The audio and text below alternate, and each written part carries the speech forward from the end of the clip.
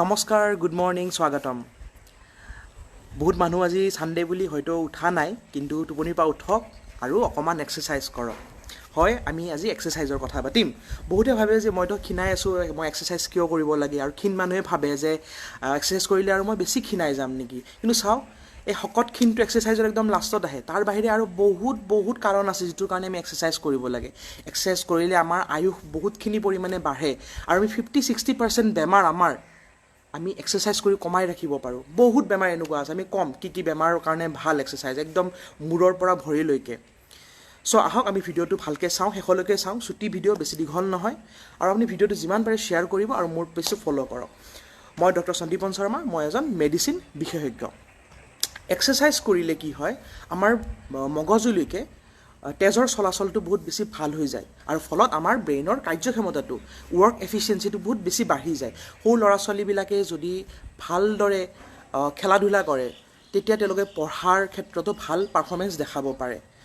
গতিকে অকল পঢ় বুলি কৈ থাকিলে নহ'ব, তেওঁলোক খেলা ধূলা কৰিব দিব লাগে। তাৰ বাহিৰে দেখা গৈছে যে আমাৰ মেমৰি বহুতখিনি ইম্প্ৰুভমেণ্ট হয়, মানে আমি যদি এক্সাৰচাইজ কৰোঁ, আমি কথাবিলাক নাপাহৰোঁ। আৰু ইনফেক্ট ৰিচাৰ্চে দেখাইছে, বৈজ্ঞানিক কিছুমান গৱেষণাই দেখাইছে যে এক্সাৰচাইজ কৰা মানুহবিলাকৰ ভৱিষ্যতে গৈ এই পাহাৰৰ বেমাৰ, যিটো আমি ডিমেনচিয়া বা এলজাইমাৰ্ছ বুলি কওঁ, হোৱাৰ চান্সটো বহুত বেছি কমি যায়। তাৰ বাহিৰে আমাৰ মনৰ ওপৰত ভাল প্ৰভাৱ এটা আছে। এক্সাৰচাইজ কৰিলে আপোনাৰ কি হয়, চেৰ'টনিন বুলি এটা কেমিকেল পদাৰ্থ এটা, ৰাসায়নিক পদাৰ্থ এটা আমাৰ দেহত বাঢ়ি যায়। ফলত কি হয়, আপোনাৰ মুডটো ভাল হৈ যায়, মনটো ভাল লাগি থাকে, আৰু আপোনাৰ এংজাইটি, ডিপ্ৰেশ্যন, এইবিলাক সকলো বস্তুৰ পৰা আপুনি হাত সাৰি থাকিব পাৰে। চ' যিবিলাক মানুহ অকল যে শাৰীৰিক বেমাৰৰ কাৰণে এক্সাৰচাইজ ভাল তেনেকুৱা নহয়। এতিয়া আমি গম পালোঁ যে মানসিক বেমাৰৰ কাৰণেও, যাৰ অকণমান ডিপ্ৰেশ্যন আছে, অলপমান এংজাইটি আছে, টেনশ্যন আছে জীৱনত, তেওঁলোকৰ কাৰণে অত্যন্ত ভাল হয় এক্সাৰচাইজ। তাৰ বাহিৰে এক্সাৰচাইজ কৰিলে এণ্ডৰফিনছ বুলি কিছুমান হৰম'ন আমাৰ দেহত বাঢ়ি যায়। এণ্ডৰফিনছ বুলি কিছুমান কেমিকেল ছাবষ্টেঞ্চ, ৰাসায়নিক দ্ৰব্য বাঢ়ি যায়, যিটোৰ কাৰণে কি হয়, আমাৰ চিন্তাধাৰাবিলাক সদায় পজিটিভ দিশত আগবাঢ়ে, ধনাত্মক দিশত আগবাঢ়ে। চ' আমি লাইফত বহুত ভালকৈ আগবাঢ়ি যাব পাৰোঁ।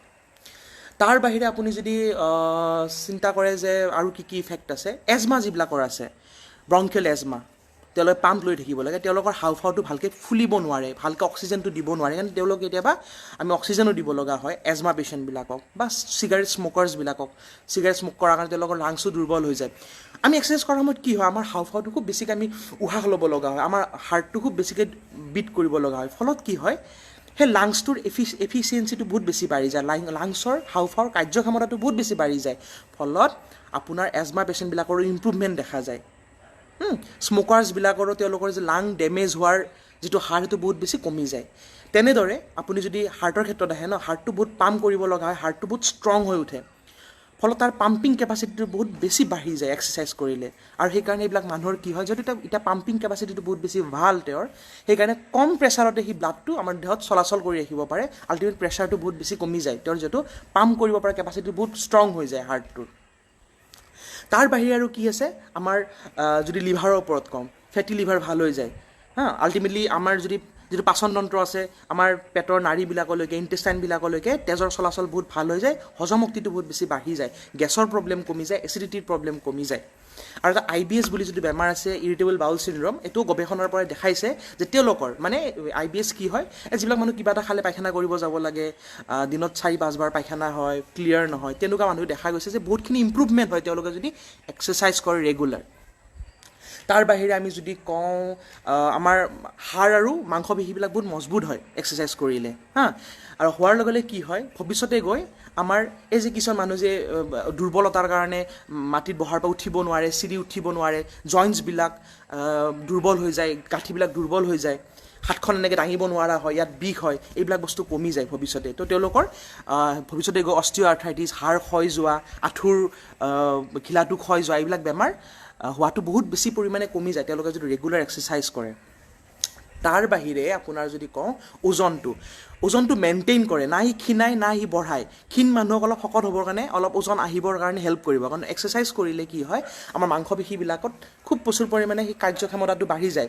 ফলত তাত প্ৰ'টিনজাতীয় খাদ্যবিলাক যদি আমি খাই থাকোঁ, লগতে আমি যদি কণী বা সেনেকুৱা ভাল বস্তু খাই থাকোঁ, এই মাচুলবিলাক লাহে লাহে ডাঙৰ হৈ যাব। তেতিয়া কি হ'ব, আপুনি অলপমান ক্ষীণৰ পৰা শকত হ'ব।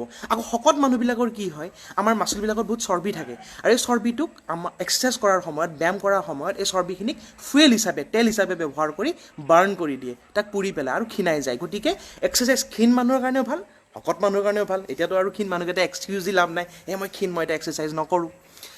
তাৰ বাহিৰে আকৌ যদি মই কওঁ টোপনিৰ ওপৰত, দেখা গৈছে যিবিলাক মানুহে ৰেগুলাৰ এক্সাৰচাইজ কৰে তেওঁলোকৰ 65% ইম্প্ৰুভমেণ্ট হয়।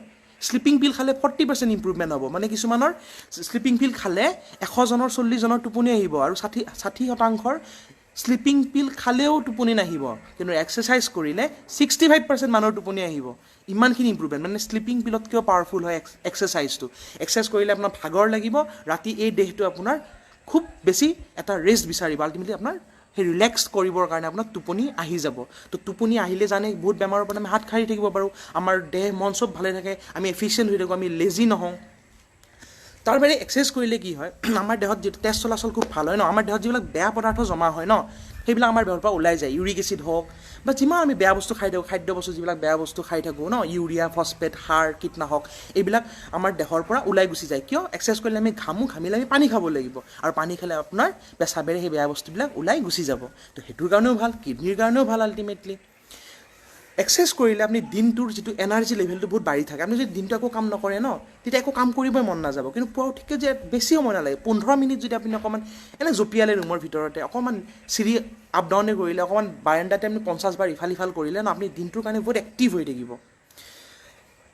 ইভেন ৰিচাৰ্চে দেখাইছে যিবিলাক মানুহ খাব নোৱাৰে, বহুত কিবা কিবি গেষ্ট্ৰিকৰ মেডিচিন খাই আছে, লিভাৰৰ মেডিচিন খাই আছে, এক্সাৰচাইজ কৰিলে তেওঁলোকৰ এপেটাইটটো ইম্প্ৰুভমেণ্ট হয়। যেনেকৈ কিছুমান বেমাৰ আছে, যেনে কেঞ্চাৰ, TB, HIV, এইবিলাক বেমাৰত কি মানুহজনে একদম খাব নোৱাৰা হৈ যায়, শুকাই যায়।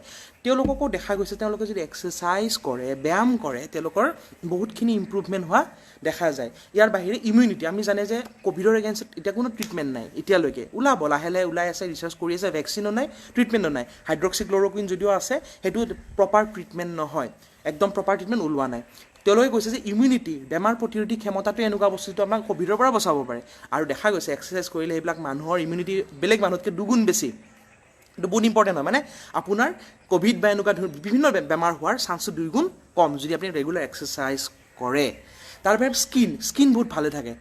আমাৰ এক্সাৰচাইজ কৰিলে কি হয়, দেহত কিছুমান এণ্টি অক্সিডেণ্ট বোলা বস্তু কিছুমান প্ৰডিউচ হয়, যিবিলাক আপুনি এণ্টি অক্সিডেণ্ট কাক কয়, যিবিলাক বস্তু আপুনি হেৰিত পায়, আমলখিত পায়, ফলত পায়, বিলাহীত পায়। এক্সাৰচাইজ কৰিলে নিজে নিজে দেহেটো বনাব আৰম্ভ কৰে, আৰু তেতিয়া আপোনাৰ স্কিনটো বহুত গ্ল' কৰে, স্কিনৰ বেমাৰবিলাক কমি যায়। তাৰ বাহিৰে বাকীটো মই নকওঁৱেই, প্ৰেছাৰৰ কাৰণে ভাল, চুগাৰৰ কাৰণে ভাল, আপোনাৰ ইনচুলিনে বেছি ভালকৈ কাম কৰে, কলেষ্ট্ৰল নামি যায়, এইবিলাকতো চবেই জানা বস্তুখিনি মই ক'ব বিচৰাই নাই, এইবিলাকতো ভালেই। ষ্ট্ৰ'ক হোৱাৰ চান্স কমি যায়, কেঞ্চাৰ হোৱাৰ চান্স কমি যায়, এনেকৈ বহুত বেমাৰ আছে যিটো আমি এক্সাৰচাইজ কৰি কমাব পাৰোঁ। চ' মই চবকে ৰিকুৱেষ্ট, বেছি নালাগে, মাত্ৰ আধা ঘণ্টা 30 মিনিটছ প্ৰতিদিনত, সপ্তাহত মাত্ৰ 5 দিন কৰিলে হ'ল। মানে তেওঁলোকে কৈছে যে এসপ্তাহত 150 মিনিট কৰিলে যথেষ্ট, মানে 5 পূৰণ 30, মানে 150 মিনিট, 2 দিন নকৰিলেও কথা নাই, সেইটো এনাফ হয়, যথেষ্ট হয় এক্সাৰচাইজ আপোনাক ভাল গুণখিনি পাবৰ কাৰণে। কেনেকুৱা এক্সাৰচাইজ হ'ব পাৰে? চাইকেল মাৰিব পাৰে, খোজকাঢ়িব পাৰে, দৌৰিব পাৰে, খেলিব পাৰে, বেডমিণ্টন খেলিব পাৰে, ক্ৰিকেট খেলিব পাৰে, ছুইমিং কৰিব পাৰে, তেনেকুৱা বিভিন্ন ধৰণৰ এক্সাৰচাইজ কৰিব পাৰে। ধন্যবাদ। মোৰ ভিডিঅ'টো প্লিজ আপোনালোকে শ্বেয়াৰ কৰক।